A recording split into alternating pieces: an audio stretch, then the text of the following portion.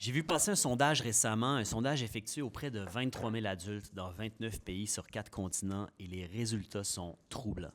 31 des hommes de la génération Z pensent qu'une femme devrait toujours obéir à son mari. 33 croient que c'est le mari qui devrait avoir le dernier mot lors d'une prise de décision importante. C'est un recul majeur. Le même sondage indique que les baby-boomers sont beaucoup plus féministes en passant, là. Le monde vit une régression. Je ne sais pas exactement pourquoi. J'espère que les sociologues vont faire la lumière là-dessus, mais en attendant, j'aimerais qu'on philosophe ensemble sur le fond.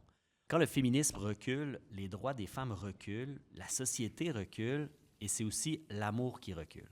Un homme qui pense que son épouse devrait obéir à sa volonté, là, il pense nécessairement qu'il est supérieur à elle. Il estime que son jugement est toujours meilleur. Il pense qu'il est plus intelligent, plus sage, et donc il méprise son épouse ou plus largement les femmes.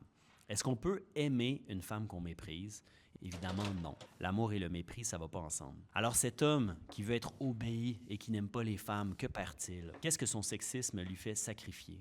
Il perd la possibilité d'apprendre auprès de l'autre dans une relation égalitaire. Il se prive de l'occasion de voir ses idées, intuitions et préjugés remis en question. Il perd le contact avec ses propres vulnérabilités, ses propres incertitudes, ses peurs, toutes ses fragilités, d'où provient la véritable force. Il se condamne à conserver ses zones d'ignorance, il se condamne à la faiblesse, à la colère, à la frustration et ultimement à la solitude profonde. Le sexisme et le masculinisme, c'est très cher payé pour les femmes, mais c'est aussi cher payé pour les hommes. Nelson Mandela, en parlant du régime d'apartheid en Afrique du Sud, disait que les systèmes d'oppression déshumanisent les opprimés, mais aussi les oppresseurs.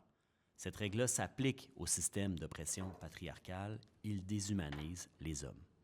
S'il est vrai que la liberté mène à l'amour comme l'amour mène à la liberté, libérons-nous du sexisme, du masculinisme, du patriarcat et aimons-nous. Se battre pour l'amour, la liberté, l'égalité, c'est difficile, mais c'est beau. C'est le genre de chemin difficile qu'un homme devrait être fier d'entreprendre.